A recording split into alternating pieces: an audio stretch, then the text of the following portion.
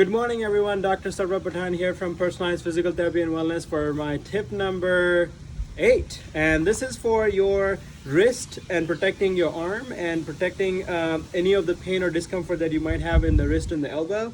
And so let's say for any weeding purposes, we have a tendency to maybe use our wrist. And so the movement that we might be doing is either the flexion, like the bending, or the extension. We might be pulling it with the wrist more and trying to take the weed out, which is what I'm doing right now.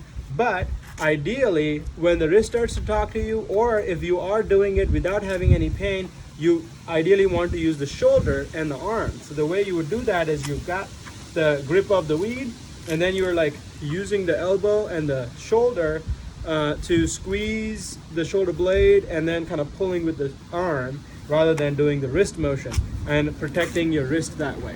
Okay, so make sure that you are staying safe while you're doing the gardening and yard work. Dr. Sarva Pathan from Personalized Physical Therapy and Wellness.